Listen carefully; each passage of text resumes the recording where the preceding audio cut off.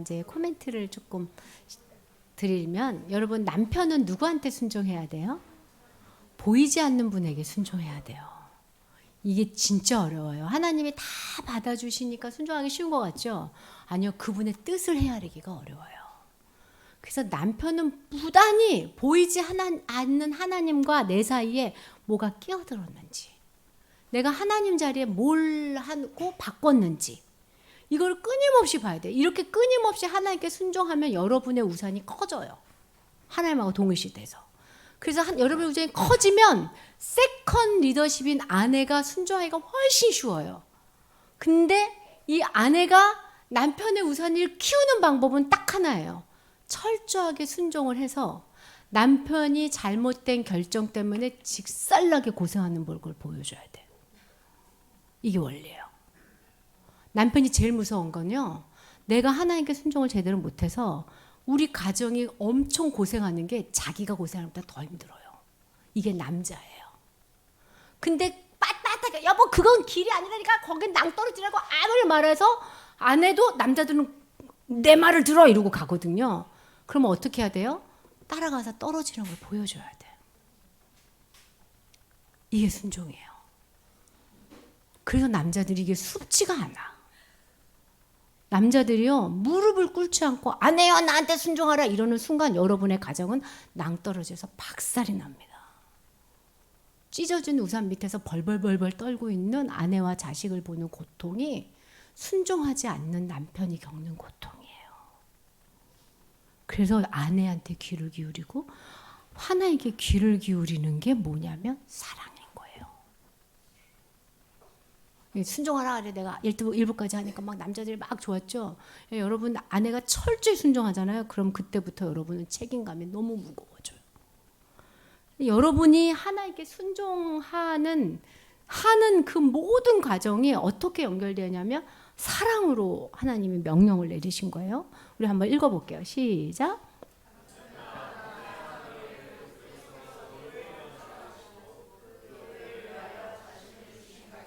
네, 남편들에게 뭐라고 하냐면 너 목숨을 걸어. 아내에게는 너 어렵고 힘든 것을 하나님을 맡기고 순종해. 그렇지만 남편에게는 더 큰 말을 해요. 너 죽기를 각오하지 않고는 사랑할 수 없다. 너 네 자녀를 위해서 죽어. 네 아내를 위해서 죽어. 그리스도가서 죽은 것처럼. 네 죄가 아무리 없어도 다 죽어. 이 얘기를 하시면서 하나님이 뭐라고 얘기하시냐면 읽어볼게요. 나의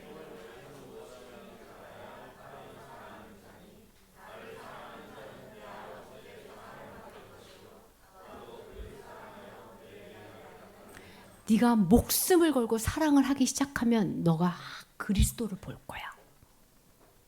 너를 통해서 사람들이 그리스도를 볼 거고 너도 그리스도를 볼 거야가 약속의 말씀이에요. 그래서 아내와 자녀를 향해서 하나님의 마음으로 죽어지는 결정을 하고 그 죽음의 길을 끊임없이 걸어가면서 하나님 앞에 주파수를 맞추는 남편들에게는 그를 통해서 그리스도가 나타나기 시작해요. 이게 하나님이 우리 가정한테 디자인해 놓으신 이야기예요. 그럼 현실적으로 어떻게 사랑하느냐? 여러분 사랑은요. 세 단계로 크게 나눠요. 심리학자들이. 자, 초보적 관계의 사랑이 있어요. 이 사람들의 특징은 이기적이야. 사랑을 하는데 누구 때문에 사랑해? 나 때문에 사랑해요. 내가 얘를 만나니까 좋거든. 얘가 나한테 좋은 말 해서 좋거든. 다 유익이 어디에 있어요? 자기한테 있는 건 초보적 관계의 사랑인 거예요. 우리는 모두 다 여기서 시작을 해요. 근데 사랑은요. 훈련되는 거예요. 훈련. 그래서 초보적 관계 사람은 본능적으로 내가 좋은가 나쁜가를 막 따져요. 근데 그게 조금 훈련되면 어떤 관계로 가냐면 의무적 관계로 가요. 의무적 관계는 뭐냐면 내가 해야 될 마땅한 바를 힘들어도 해내는 관계. 그래서 남편으로서 내가 해야 될 것들을 묵묵히 해내는 사람들은 의무적 관계까지 사랑이 훈련된 사람이에요. 근데 하나님은 거기를 사랑이라고 얘기하지 않고 마지막을 사랑의 관계라고 두셨어요. 이거는 뭐냐면 나를 주는 관계예요. 하나님이 남편들에게 뭐라 하냐면 너를 줘라고 얘기하고 계시거든요. 너를 주는 관계가 사랑의 관계예요. 예를 들어볼게요. 네, 제가 가끔 종종 했는데 저도 이거 실험해봤어요. 자, 남편이 샤워를 해요. 막 샤워를 막 하고 노래를 막 부르기도 하고 막 샤워 소리 물소리가 막 날 때 밖에서 여보 하고 불러보는 거예요. 그랬는데 소리는 들리는 줄 알아. 근데 내가 여보 어쩌고 저쩌고 막 이랬을 때, 자, 초보적 관계의 남편은 샤워하다가 뭐 하게요? 어떻게 하게요? 초보적 관계로 지가 또 누나보다 질만 계속해요. 이게 초보적 관계예요. 그가 나를 불러도 그냥 샤워해. 못 들은 척하고. 의무적 관계인 사람은 뭐 하게요? 샤워해서 안 들려! 이래요. 자, 이렇게 반응한 사람은 여러분 의무적 관계까지는 하는 사람이에요. 자, 사랑의 관계인 사람은 어떻게 반응할까요? 그렇죠. 불을 끄고 문을 열고 여보 뭐라고? 이런 삶의 태도가 사랑의 관계예요. 저는 실습을 해봤어요. 이거를 책에서 읽고. 자, 목사님이 몇 번째 관계까지 갔을 것 같아요? 1번. 제가 우리 아들한테도 해보고 목사님한테도 해봤어요. 목사님 샤워 끄고 뭐라고? 이랬어요. 그래서 아, 내가 너무 훌륭한 목사랑 사는구나. 여보 한턱 쏘세요. 아, 우리 아들한테 했더니 우리 아들이 뭐랬냐면 샤워해! 너무 멀었다. 너는 많이 훈련받아라. 누군가가 여러분을 불렀을 때 큰 게 아니에요. 여러분을 불렀을 때 그의 요청에 귀를 기울여 주는 거가 사랑의 관계의 시작이에요. 우리도 그렇죠. 아이가 와서 뭐라고 얘기하면 들은 둥 만 둥 바빠. 좀 이따 얘기해, 좀 이따 얘기해. 의무적 관계. 멈추고 눈을 마주치고 네, 뭐가 필요한데 이런 엄마가 되어주는 게 사랑의 관계예요. 그래서 사랑은 관계 안에서 일어나고 관계는 훈련입니다. 무슨 훈련이요? 영접 훈련. 상대를 받아주는 훈련. 하나님이 말해요. 보이는 네 안에 네 자식을 영접하지 않고 네가 나를 영접한다고 말하지 마라. 이게 복음을 기억하는 삶이에요. 하나님이 뭐라고 얘기하냐면 새 계명이야. 내가 너희를 사랑한 것 같이 너희가 서로 사랑해야 돼. 네가 날마다 네 삶의 현장에서 영접이 일어나야 돼. 그래서 영접은 신학적으로는 맞지는 않는데 영접은 영접으로 시작해서 영접으로 이르게 해요. 믿음으로 시작해서 믿음으로 일어나는 삶의 현장이 어디에 있어요? 우리 가정 안에 있는 거예요. 이 모든 것, 순종과 사랑의 훈련 모든 것을 어떻게 이루어 가셨냐면 예수님의 고별 기도에 예수님이 딱 이루어 갔어요. 우리가 왜 이거 해요? 왜 순종하고 왜 사랑해요? 뭐 되기 위해서? 하나 되는 연습을 하기 위해서. 예수님의 고별 기도가 뭐라냐면 아버지야, 아버지가 내 안에, 내가 아버지 안에 있는 것 같이 우리도 다 뭐가 되자고요? 하나가 되어 우리 안에 있게 하사 아버지께서 나를 보내신 것을 믿게 하여 주십시오. 그래서 예수님의 기도는 다 하나가 되는 거에 초점을 맞췄어요. 그 다 하나가 되기 위해서 예수님이 바로 이어서 뭐라고 기도하시냐면 내게 주신 영광을 내가 그들에게도 준다. 이렇게 얘기해요. 하나님이 예수님께 영광을 주셨어요.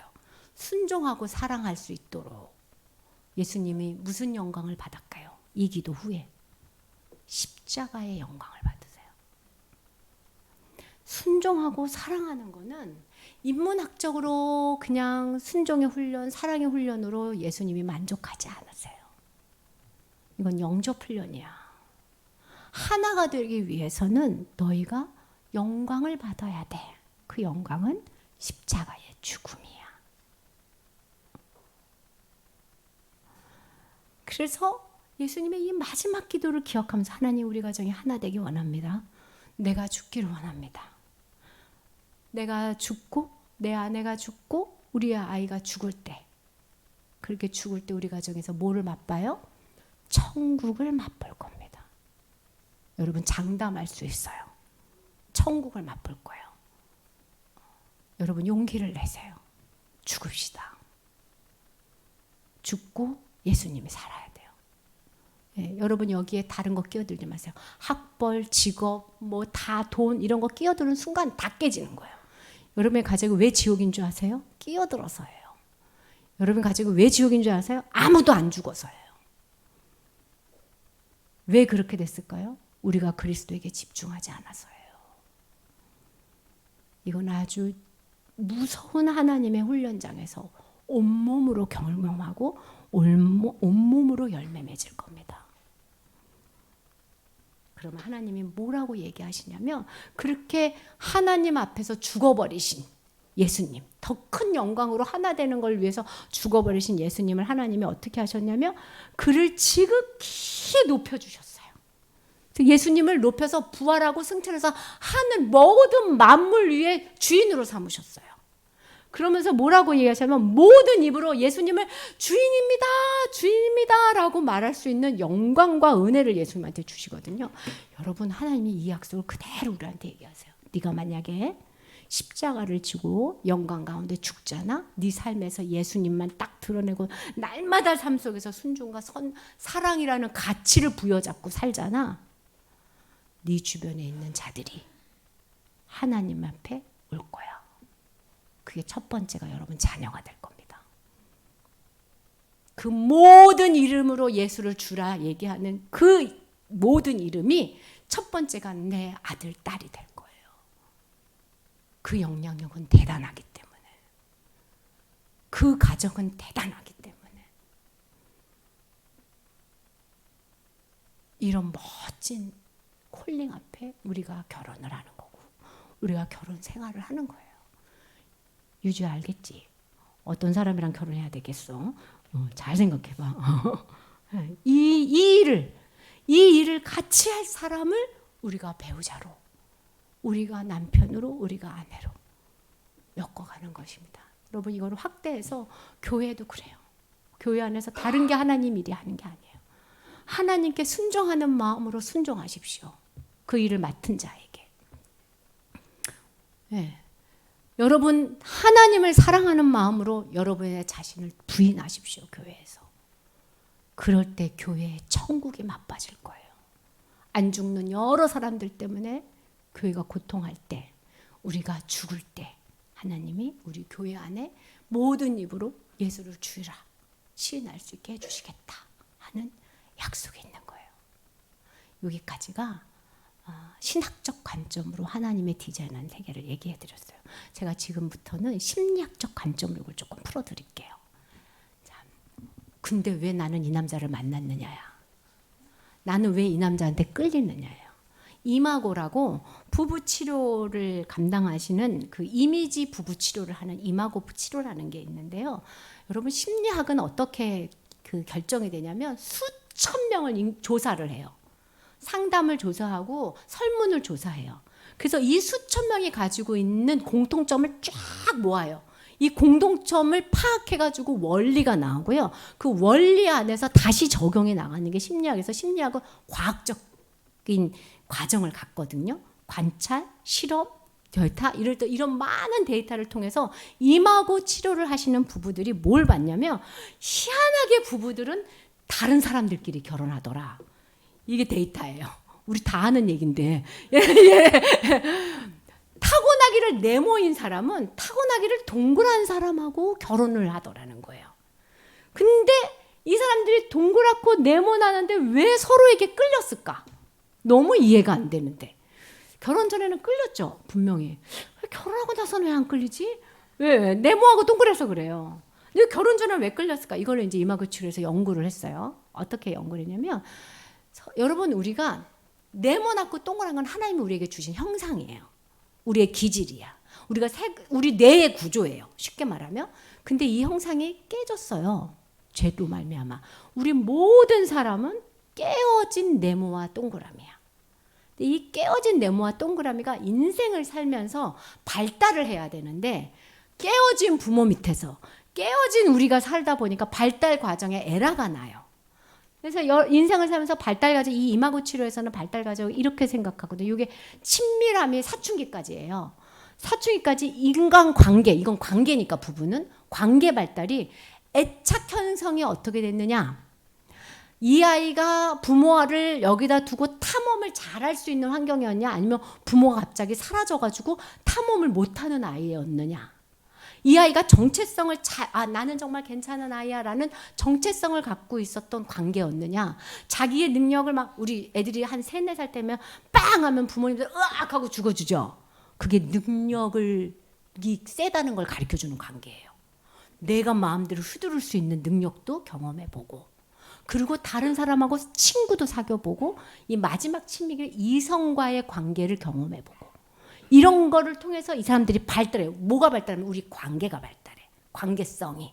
이 관계성이 하나님하고 관계에 연결되고, 이 관계성이 부부와의 관계에 연결이 되는데, 희한하게 부부는 다른 기질의 사람들이 발달 관계의 에라의 모습이 비슷할 때 끌려요.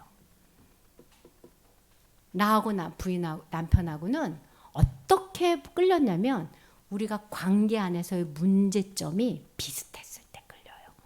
애착관계에서 에라가 난 사람들은 애착관계에서 끌리고요. 탐험에서 에라가 난 사람은 탐험에서 끌려요. 물론 이런 사람은 아니에요. 예, 결혼식장에서 처음 본 사람, 우리 엄마 같은. 예, 우리 엄마는 결혼식장 처음 보고 도망가고 싶을 때 남편이 너무 무섭게 생겨서. 예, 그런 사람 말고 연애 결혼을 하는 사람들. 너무너무 좋아서 결혼하는 사람들은 대부분 다른 기질의 비슷한 문제를 가지고 있을 때 공감이 형성되면서 끌린대요. 이거는 데이터여서 아닐 수도 있어요. 예. 그래서 보면 이 부부 심리 치료를 받으러 온 사람들이 이야기를 들으면 무슨 얘기를 하냐면, 비슷한 거에 걸려 있다, 이렇게 얘기해요. 이렇게 비슷한 것에 걸려 있어서 대부분 다른 사람들이 싸우는데, 자, 일명 관계 안에서 관계를 축소하는 형들이 있고 관계를 확대하는 형들이 있어요. 딱 듣자마자 내 남편은 무슨 형 같아요? 축소형 같고, 나는 확대형 같아요. 이렇게 딱 떨어지는 사람들이 있어요. 예, 근데 축소형에는 관계를 어떻게 하냐면, 느낌을 안으로 가지고 있고 싶어 해. 무슨 상황이나 어려운 느낌을 그냥 안으로 딱 갖고 있고 싶어 하는데, 확대형은 바깥으로 그 느낌을 막 표현하고 싶어 해. 관계 안에서 다른 거예요. 느낌의 표현이. 여기는 독립적이고 도움을 거청하지 않아. 일단 내 안에서 머물고 있으면서 이 문제를 가지고 자기 혼자 이렇게 해결하려고 하는 게 축소형의 특징이야. 근데 확대형은 타인을 의지하고 노출해. 있잖아요 하면서 막 말해야 돼. 이 관계에서 일어나는 현상이 달라요. 그래서 이 축소형은 괜찮아, 나는 괜찮아, 필요를 부인해. 병원도 여기저기 안 다녀. 그냥 한 군데 그냥 가. 괜찮아. 그냥 이렇게. 이 확대형은 아니 이거 어디가 제일 좋은지 찾아보자고 막 이렇게 완전히 다르게 반응을 하기 시작하는 거예요. 혼자 있으려고 그러고 이건 충동적이고 주관적이에요. 느낌, 생각, 행동을 억제하려고 하고, 이거는 과하게 하는 형력이, 이 극과 극이 서로 매력을 느낍니다. 여러분 사귀는 사람이 그랬는지. 자 축소형 손 들어보세요. 확대형 손 들어보세요. 네네네. 예, 우리가 다 다른 거예요. 다른 거. 예. 근데 이때 이해를 해야 되는데, 어떻게 느끼냐면, 이 축소형은 확대형한테, 네, 이거는 넘어갈게요. 축소형은 나는 이성을 가지고 있는 사람이야. 난 되게 이성적이야. 나는 싸움을 절대로 시작하지 않았어. 꼭 우리 아내가 싸움을 시작해. 그리고 나는 배우자에게 상처를 주지 않아. 그러려고 되게 노력해. 그런데 갈등 상황에서 나는 시간하고 공간이 좀 필요해. 나를 조금 내비둬. 그렇게 얘기하는데, 이 확대형은 나는 감정이 막 지금 들끓고 있어. 당신은 아무것도 안 하지. 우리의 관계를 함께 유지하게 노력하는 건 나야, 나. 당신은 가만히 있잖아. 내가 열심히 우리 관계를 위해서 노력하잖아. 그리고 내가 관심을 가지고 여기 갈까? 이게 좋아? 저게 좋아? 그러니까 널 헌신하잖아. 나는 대화를 통해서 즉시 문제를 해결하고 싶은데 왜 너는 말을 안 해? 이래서 부부가 격렬하게 싸우다가 이제 상담센터에 오는 거예요. 그러면 이제 상담사들이 딱 앉아가지고, 이제 남편 확대요, 여자 축소요, 이렇게 써요. 근데 그럼 제가 이 얘기를 왜 해주냐면, 이 축소형인 사람이 청둥 번개를 어떻게 느끼는 줄 알아요? 이렇게 느껴요. 이 사람, 이 청둥번개가 축소형을 볼 땐 뭐라고 느끼냐면, 제가 말을 거꾸로 했는데, 아무것도 하지 않는 게 문제야 우리 남편은. 안 하려고 그래. 뭐든지 안 하려고 해. 잠깐만 기다리래 맨날. 잠깐만 기다리라 그래. 내비두라고 그래. 그런다고 일이 해결되냐고. 답답해 죽겠어. 이게 이제 부인의 호소예요. 예. 그리고 회피하고 자기 중심적이야. 고집이 항소 고집이고. 말을 들으려고 하질 않아. 예. 이 얘기는 수없이 확대형이기 때문에 막 와서 말해. 근데 축소형은 말하지 않고 속으로 뭐라고 생각하냐면, 지나쳐.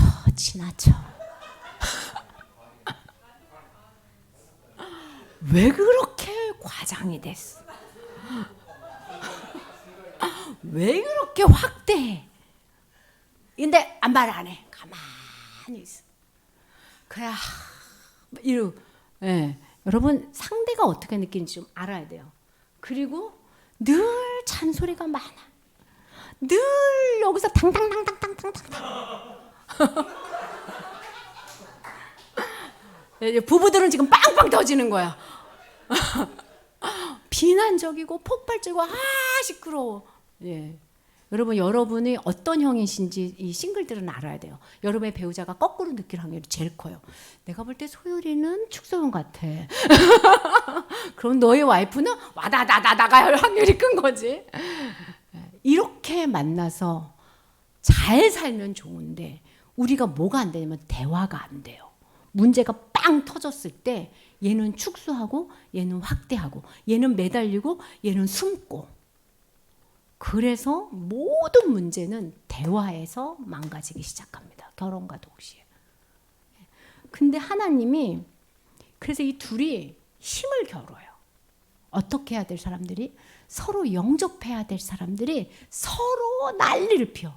자, 축소형은 난리 안 피는 것 같죠? 여러분이 가만히 있는 게 난리예요. 맞아, 막 그러죠. 확대형이 볼 땐 너무 이기적이에요. 아무것도 안 하고 가만히 있어. 이렇게 고통받고 있는데 우리가. 예. 예. 근데 확대형을 보는 축소형은 너무 정신이 하나도 없어. 뭔가 내가 좀 조용하게 좀 준비가 되었으면 좋겠는데 준비될 만하면 와서 글을 쓸게. 그러니까 내가 너무 고통스러워. 그러니까 더 들어가는 거야, 더. 근데 여러분, 우리가 왜 결혼했는지를 아셔야 돼요. 왜 결혼했다고요? 미해결 과제가 같아서. 우리가 같은 문제로 고생을 했기 때문에 서로에게 끌린 거예요. 그래서 하나님은 부부를 연결시켜 줄 때 너희들이 서로, 하나님은 어떤 걸 원하셨냐면 생각을 바꿔야 돼요. 여러분은 서로의 치료자예요. 내 배우자가 여러분의 문제를 해결해 줄 수 있는 청사진을 갖고 있어요, 사실은. 그래서 배우자를 통해서 나를 보셔야 돼요. 비춰서. 우리 배우자가 하는 소리에 귀를 기울여야 돼요. 왜냐하면 나의 치료자이기 때문에. 왜냐하면 같은 문제로 고생했기 때문에 알아요. 어떤 게 정말 문제인지.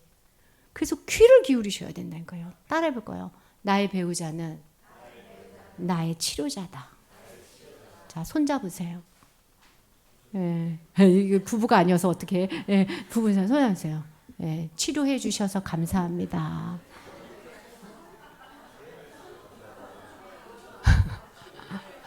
장동선 집사님 봐. 인사해, 인사. 감사하다 해.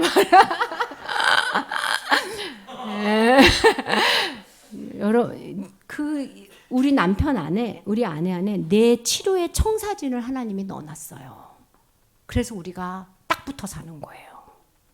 우리가 갈등 상황이 됐을 때 상대가 제시하는 청사진이 뭔지를 관심 깊게 봐야 돼요. 왜냐하면 그거는 나를 향한 치료자예요. 치료지지 상대를 치료하고자 하는 하나님의 손길이 아니에요.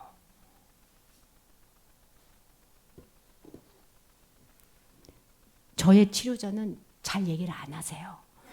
그래서 참 어려워요. 그래서 내가 어떤 느낌이냐면 맨날 내가 자기한테 해주는 것만 받고 고마워하고 나한테는 안 해줘. 막 내가 막 그런 얘기 하거든요.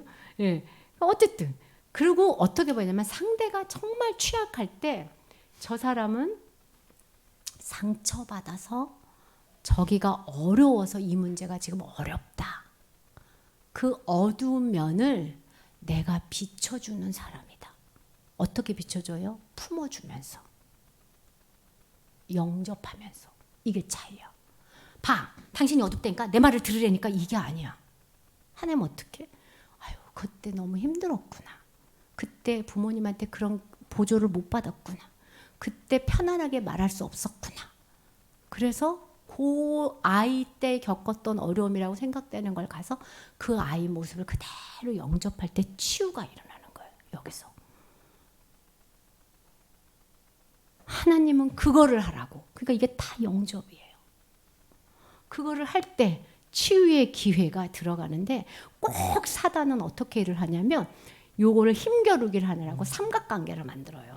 인간관계에서 굉장히 중요한 건데 엄마랑 아빠랑 사이가 나쁠 때 꼭 아이 하나를 누가 끼워요. 특히 엄마가. 야, 네가 볼 때 아빠가 맞냐 내가 맞냐.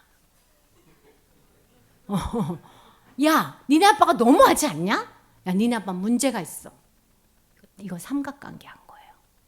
아빠한테는 비밀이야. 여러분 이게 다 누구를 거부하는 거예요? 예수 그리스도를 거부하는 거예요. 심리학자들은 그게 여러분의 관계를 깹니다 이러고 끝나요. 하나님은 너 아직 영접 안 한다 나. 그 부분에서 영접하길 내가 지금 기도해. 그래서 너는 기도하면서 울어야 돼. 여러분의 남편은, 여러분의 아내는 하나님이 나를 치유하고 싶어서 내 옆에 붙여준 굉장히 소중한 사람이에요. 그래서 어떻게 해야 돼요? 잘 들으셔야 돼요. 잘 귀 기울여서 들어야 돼요. 그러면 좀 확대해 볼까요? 우리 교회. 세상에 교회가 얼마나 많아요. 근데 어떻게 우리 교회를 오셨어요? 광고 한 번 한 적도 없는데. 기가 막히게 우리 교회 와서 우리 교회에서 저랑 신앙생활 하잖아요. 하나님이 우리끼리 비추어서 우리끼리 서로 치유하고 우리끼리 서로 기도하고 공감하라고 이렇게 불러서 모아놓은 사람들이에요. 가정에서 연습하다가 교회 와서 연습해. 사실은 교회가 더 쉬워요. 살짝 거리가 있기 때문에. 교회에서 하면서 다시 가정. 이거를 끊임없이 반복하면서 누구를 닮아가는 중이에요? 예수 그리스도를 닮아간다고요. 이 모습 그대로 천국 간다고요. 여러분은 비슷한 상처를 가지고 서로를 위해서 짝지어진 사람들입니다. 잊지 마십시오. 내 앞에 있는 이 남자, 내 앞에 있는 이 여자가 나를 치유하는 치유자로 나를 영접해 주려고 내 앞에 있고 내가 영접하려고 내 앞에 있다. 이 개념을 잊지 않으시기 바라요. 제일 중요한 건 대화를 하셔야 돼요. 자, 예수님이 우리를 어떻게 찾아오시냐면 말로 찾아와요. 말로. 그래서 상대의 말을 잘 알아들을 수 있어야 돼요. 대화는 뭘 대화하는 거냐면 안정감을 회복하고 연결점을 갖는 게 대화라고 임하고출에서는 딱 못 박아요. 그래서 이거를 교육해요. 대화는 내 뜻을 설명하고 내가 원하는 바를 끌고 가려고 하는 게 아니라 서로가 연결하려고 하는 게 대화고 이 연결하려고 안정감을 회복하는 게 대화야. 근데 여러분 이게 말만 바꿨지 안정감이 뭐냐면 아까 그랬죠. 속하고 싶은 거 권위를 인정하는 거예요. 연결감 뭐예요? 서로 사랑하는 관계 회복. 영접이에요. 대화가. 우리가 대화를 어떻게 하느냐 상대의 말을 어떻게 기울여 듣고 상대한테 어떻게 피드백을 하느냐 여기서부터 계속 영접이거든요. 여러분 예수님을 영접할 때 제일 중요하게 하나님 강조한 게 뭐예요? 잘 들어라. 믿음은 들음에서 난다. 여러분 남편 말을 잘 듣고 아내 말을 잘 들으셔야 돼요. 근데 우리나라에 가장 취약한 게 듣는 훈련이 안 돼 있어요. 이건 외국에 가면 굉장히 이 대화법 훈련이 많은데 그래서 이 대화법을 치료 상시에 오는 부부들은 대화를 할 수가 없어. 서로 자기 얘기를 하고 한 사람은 막 얘기하고 한 사람은 침묵하고 막 집을 문을 뛰쳐나가고 하니까 이 대화법을 의도적으로 상담사가 앉아가지고 이 대화를 시켜요. 훈련을 시켜요. 네, 여러분 우리는 그 정도는 아니니까 한번 내가 대화를 하는데 잘 듣는 대화를 하기 위해서 어떻게 해야 되는지를 얘기해 드릴게요. 심각한 대화를 할 때는 무슨 문제에 대해서 이야기해 보고 싶은데 언제 시간이 괜찮아요 하고 요청하는 게 먼저예요. 이렇게 지나가다가 기분 쓱 보고 여보 이렇게 우리 여자들 잘 하거든요. 그러지 말고 여보 내가 무슨 문제에 대해서 항상 얘기하고 싶은데 언제 괜찮아요? 그리고 이제 우리가 코멘트하면 꼭 밥을 잘 먹고 잠을 잘 자고 대화하셔야 돼요. 왜냐하면 대화는 모든 뇌 가동이 돼요. 뇌가 잘 들으려면. 그래서 밥을 잘 먹고 심각한 얘기일수록 둘이 기도를 진지하게 하고 시간을 정해서 대화하세요. 네, 대화를 하는데 상대가 말을 할 때 그 다음에 내가 무슨 말을 해야지 이러고 들으면은 안 듣는 거예요. 어떻게 해야 되냐면 내가 그대로 말해줘야지. 상대가 말을 한 걸 그대로 따라하려고 하는 마음으로 들으셔야 돼요. 내가 이번 주에 회사에 갔는데 부장님이 너무너무 힘들게 해서 내가 오늘 기분이 다운됐어. 이렇게 얘기했어. 그러면 이제 아내가 뭐라고 하냐면 그래도 힘을 내. 이렇게 하면 대화가 아닌 거야. 어떻게 해요? 아, 회사에 가서 부장님 때문에 당신 너무너무 힘들었구나. 이게 대화야. 무슨 말인지 알겠죠? 우리가 하나님 말씀을 들을 때 하나님 말씀을 듣고 그대로 암송도 하고 쓰기도 하죠. 이게 대화법이에요. 그래서 어떤 마음으로 들어야 되냐면 그대로 얘기를 받아서 비추어 주리라. 이렇게 대화하신 적 없죠? 그리고 나서 어느 정도 이야기를 하면 근데 그래서 당신 그래서 사장님 때문에 이렇게 해서 힘들었구나. 그래서 어떻게 됐는데 하고 그 뒤를 물어보면 또 남자가 그 다음에 얘기를 해. 아무것도 안 해도 그 다음부터 얘기를 줄줄 해. 근데 내가 있잖아 그때 하라고 했는데 내가 그 업무를 조금 이럴 때문에 미스가 났거든. 그래서 내가 그걸 못했거든. 그랬더니 당신이 다른 일로 반들어서 해서 못했더니 사장님이 그랬구나. 그리고 또 반영해 주는 거예요. 그렇게 계속 하다 보면 이렇게 문장이 만들어졌잖아요. 그러면 어느 순간에 아내가 그런 거죠. 당신이 안 하려고 한 게 아니라 하려고 했는데 일이 끼어들어서 그런데 사장님이 당신 마음을 모르고 화부터 냈구나. 이렇게 요약을 해주는 거예요.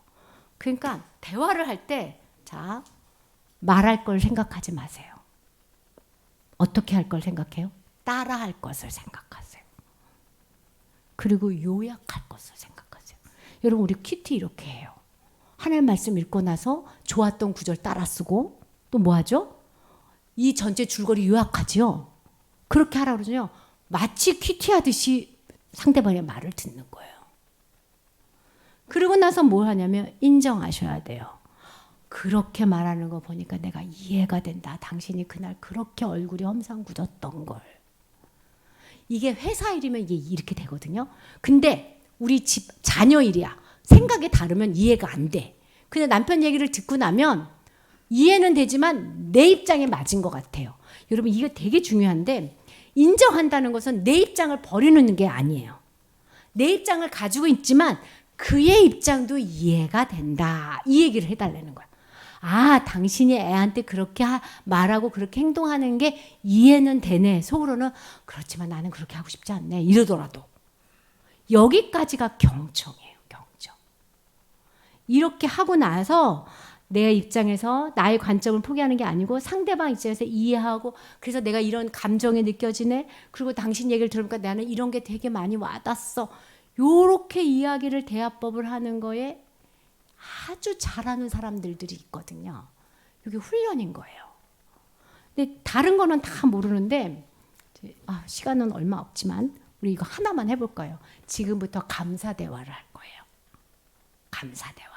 네, 이거 굉장히 부부관계에서 중요한데 여보 이래서 감사해 이렇게 하는 게 아니에요. 자 어떻게 하냐면 우리 당신과 대화하고 싶은데 지금 괜찮아요? 하고 물어봐요.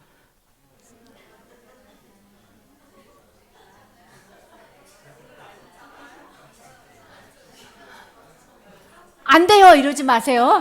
여기서 해보게. 자 한번 해보세요 서로. 예, 괜찮아요? 했어요? 예. 그런데 어떻게 이야기할 거냐면 내가 당신한테 고마운 것 중에 하나는 이렇게 할 거예요. 예.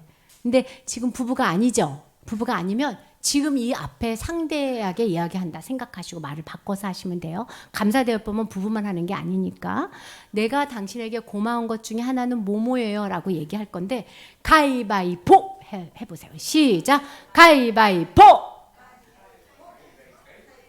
네, 이긴 사람, 그 사람이 고마운 걸 얘기할 거예요. 진 사람, 예, 그 사람이 어떻게 할 거냐면 들어주는 역할을 할 거예요. 뭐 하게요? 반영하고 요약하고 인정하고 공감하고 이거 하는 거예요. 그러니까 지금 진 사람이 훈련 중이야. 예. 근데 다 하고 나서 어떻게 할 거냐면 내 이야기를 들어주고 반영해주고 공감해줬을 때 내 느낌을 얘기해야 돼요. 받은 사람이. 알았죠? 해볼게요. 좀 우리 시간이 가더라도 우리 이재진 집사님이 막 해달라고 그래가지고 내가 다른 교회에서는 시간이 없어서 많이 못한 건데 자 얘기해봐요. 내가 당신에게 고마운 것 중에 하나는 어떤 거예요? 라고 이야기를 해주세요. 자, 해보세요. 자, 생각하세요. 뭐를 고맙다고 얘기해줄까? 같이 살면서 가장 고마웠던 거 얘기하시면 돼요. 밥해줘서 고맙다. 뭐, 기도해줘서 고맙다. 뭐.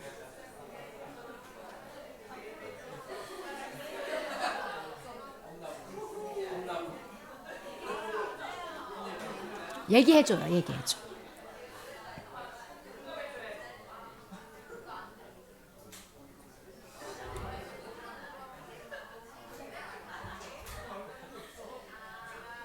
자, 들었어요?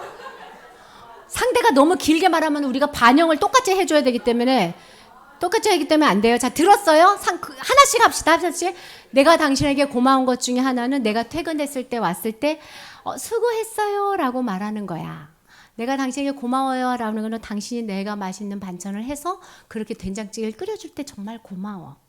내가 힘들다고 얘기했을 때 기다려줘서 고마워. 살면서 하나쯤은 있잖아요. 하나도 없어요? 왜 살아?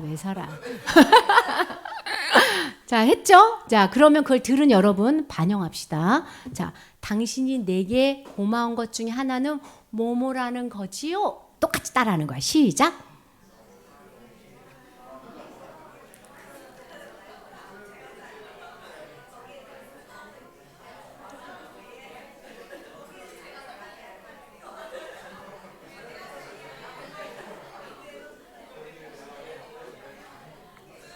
했어요? 그 다음에 한 줄 했어요? 왜 이렇게 길지?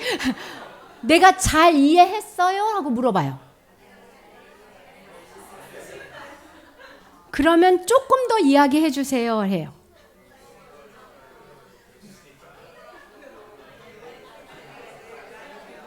조금 더 얘기해 주세요 했어요? 이렇게 해서 사실은 두세 바퀴 돌아야 돼요. 두세 바퀴 돌아야 되는데 우리는 시간이 없으니까 다음으로 넘어갈게요. 그 고마운 거, 내가 그것이 고마운 이유는 하고 설명하셔야 돼요. 아까 이긴 사람.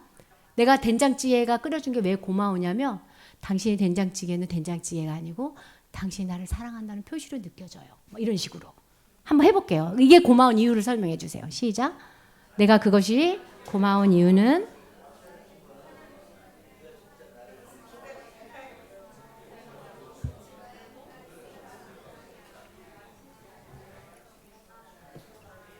했어.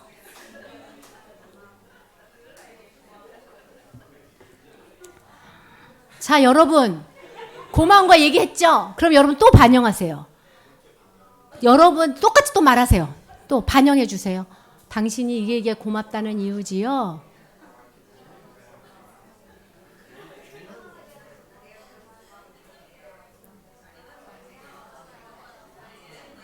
그렇죠. 이거 해야 돼요. 제가 잘 이해했나요? 거기에 대해서 조금 더 얘기해 주세요. 예. 이해를 잘 못했어. 반영을 잘못했어. 한번 고쳐줘요. 됐어요? 했어요? 반영 잘 해주고 있어요, 상대가? 그만하고 싶어요? 네, 그만하고 싶을 거예요. 참으세요. 여기 안 하면 언제 또 해보겠어요. 자, 그럼 또 이어갈 거예요. 더 어려워요. 그럴 때 내 느낌이 어떤지. 당신이 그렇게 고마운 행동을 해줄 때 내 느낌이 너무 피곤했다가 마치 그냥 샤워를 하는 느낌이든지, 막 그 느낌이, 왜 그 고마운 이유, 그것 때 내 느낌은 어떤지 다시 얘기해 주세요.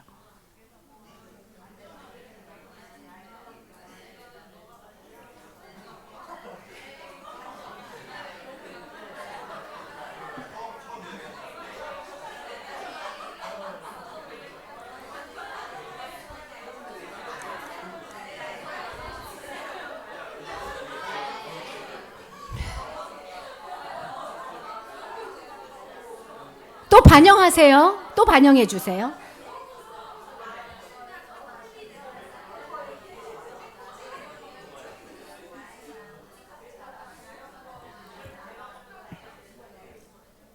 이것까지 가면 여러분 너무 힘들 것 같아서 제가 5번으로 갈게요. 내가 어렸을 때 그거랑 비슷했던 적이 있었어. 아니면 내가 어렸을 때 이런 경험을 해보고 싶었는데 못했어. 내 어린 시절과 이 고마움의 관계에 대해서 설명 한번 해보세요. 말해주는 사람 더 어려울 거예요. 내가 왜 그게 고마운지, 그걸 왜 골랐는지 어린 시절하고 연결해서.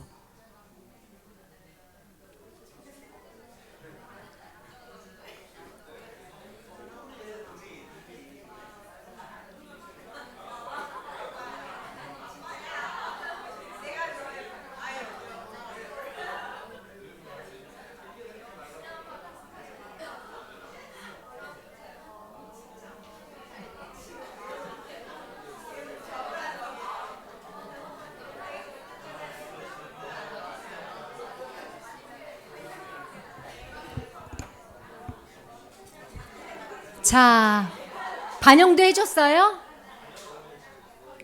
자, 예를 들어서 여러분 사실은 고맙다고 얘기하는 거 되게 힘들죠? 그 이유를 얘기해야 되고 그 느낌을 얘기해야 되고 그 의미를 얘기해야 되고 그 어렸을 때 이 사건과 어떤 관계가 있었는지를 얘기를 하기가 되게 어려워요. 이거 말하는 것 자체가 여러분을 이해하는 거예요. 그래서 이걸 굉장히 많이 시켜요. 저 같은 경우는 제가 가장 우리 남편한테 고마운 건 밖에 나갔다 들어올 때 수고 많았어요 해줘요. 목사님이. 그게 나에게 주는 이유는 뭐냐면 내가 딱 들어올 때 나를 기다렸다고 느껴져요. 그리고 그게 나에게 어떤 느낌이 되냐면 여보 정말 잘했어. 당신은 나한테 소중한 사람이야 라는 느낌으로 오고 나의 의미는 내가 지금 바깥에서 굉장히 중요한 일을 하고 온 것 같지. 어렸을 때 나는 여섯 형제로 컸는데 오는지 가는지 아무도 몰라. 제가 집을 나간 적이 있는데 집 나간지를 몰라. 그런 속에 살다가 내가 문을 열고 들어올 때 여보 수고했어 라고 마주해주는 그 의미가 나한테 너무나 고마운 의미로 다가와요 하고 줄줄줄 얘기할 수 있어야 돼요. 여러분 꼭 이렇게 하나를 찾아서 반드시 집에 가서도 이걸 이어서 한번 해보세요. 상대 바꿔서. 자, 지금은 이제까지 얘기한 상대방의 이야기를 요약해 볼 거예요.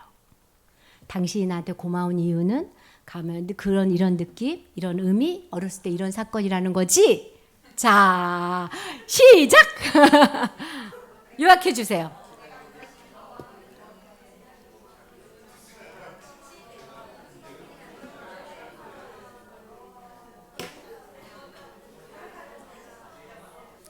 오 목사님 왜 안 하셨어요? 정두아지 쌤이랑 하시지.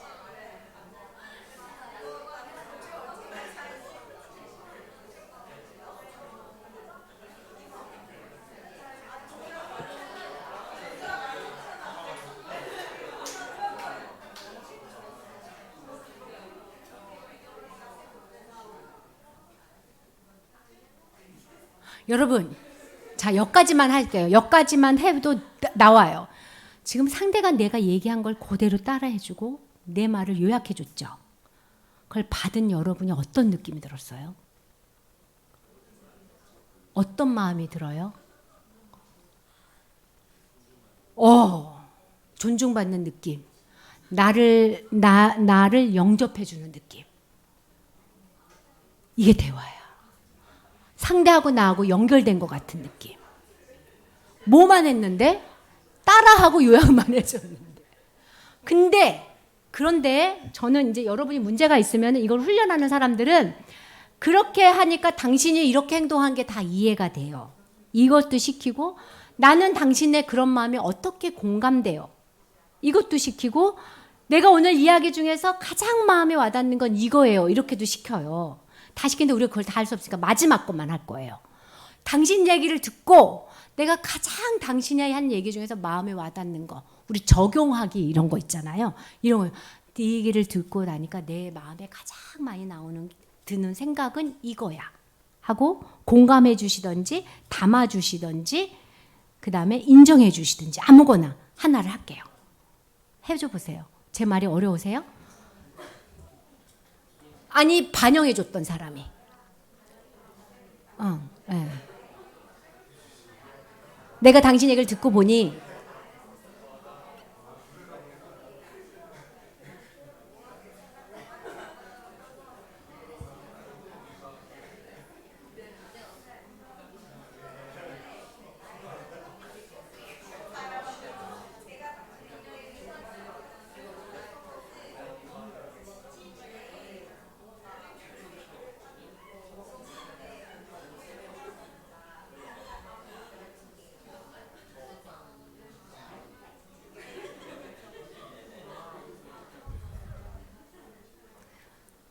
뭐 이런 거죠. 만약에 저 같은 경우라면 내가 당신 얘기를 들어보니 내가 수고했어라고 말해주는 거가 정말 중요하다고 생각이 들었어. 우리 남편이라면 남편 내 얘기를 듣고 아니면 내가 수고했어라고 말해줄 뿐만 아니라 앞으로는 안아도 줄게. 여보 내가 수고했어라는 말을 그렇게까지 당신에게 중요한 줄 몰랐으니까 내가 더 열심히 수고해 줄게. 그거 말해줄게. 이런 식의 피드백을 해주는 거예요. 그러니까 영접의 대화는 어떤 거냐면 잘 듣고 그대로 얘기해주고 요약해주고 그 얘기를 듣고 나서의 내 느낌, 그 얘기를 듣고 나서 내가 앞으로 더 어떻게 해주고 싶으신 왔는지, 어떤 게 가장 마음에 와닿는지. 어떤 여자는 처음으로 남편이 얘기한 거예요. 그 고마운 이 얘기를 하면서 그 남편의 어린 시절을. 그래서 그 여자가 듣고 나더니 내가 앞으로는 그런 말 다시는 안 하겠다 당신한테. 그런 아픔을 갖고 있는 당신에게 내가 그런 얘기를 절대 하지 않겠다 그러면서 막 울었대요. 이게 무슨 대화냐면 연결해주는 대화, 안정감을 주는 대화법이 이거예요. 자, 오늘의 대화가 자연스러우셨습니까? 어색하셨습니까? 어색해요. 왜? 훈련되어 있지 않아서. 우리는 영접도 훈련이고 대화도 훈련이에요. 여러분 하나님은 우리에게 말씀하세요. 영접하거라. 들어라. 그것이 순종과 사랑이다. 듣고 가만히 있지 말고 듣고 피드백을 해. 반영해주고 요약해주고 공감해주고 인정해주고. 네가 듣고 먹으면 되겠니? 말을 먹어요 사람이. 잘 듣는 사람은 말을 먹고 말을 잘하는 사람은 안 들어. 듣고 말해줘야 돼. 그게 영접이에요. 우리는 같은 문제로 하나님이 부름을 주셨어요. 너희들은 비슷한 상처를 갖고 있어. 근데 너희가 달라. 그 상처를 접근하는 방법이. 다른 걸 배웠을 때 니네가 치료가 되는 거야. 너 이제까지 네모로만 살았잖아. 네모로 해결하려고 했잖아. 치유가 안 된다니까? 동그라미가 얘기해 준 것을 가서 그 동그라미의 사랑을 받으면서 치유를 해봐. 이 모든 과정이 어색하고 이 모든 과정이 십자가의 죽음으로 가는 길입니다. 여러분 예수님이요 천지를 지으신 하나님이세요. 그분이 이 땅에서 사람으로 사는 것만큼 어색한 일은 없었을 거예요. 갑자기 배가 고프네? 야 조금만 움직이는데 피곤하네? 왜 이렇게 추워? 예수님이 감기 한 번 안 걸리셨을까요? 두통 한 번 안 했을까요? 그 모든 인간관계를 가지면서 우리를 영접하신 거예요. 그 예수님이 우리 안에 계세요. 영접하려고 마음만 먹으면, 그리고 그러려고 여러분이 무릎을 꿇으면 하나님의 놀라운 은혜로 내 안에 그리스도가 충만해지는 경험을 가정에서 누리시게 될 것을 약속드립니다. 우리 잠깐 기도합시다. 네, 손잡고 네, 아닌 사람은 각자 하나님 우리가 부부로 만났습니다. 하나님 이 부부로 만난 이 과정 속에서 서로를 영접함으로 우리가 치유되게 하시고 우리 가정에 주님이 약속하신 천국을 맛볼 수 있도록 예수 그리스도가 풍성해질 수 있도록 주님 도와주십시오. 다 같이 함께 기도하겠습니다.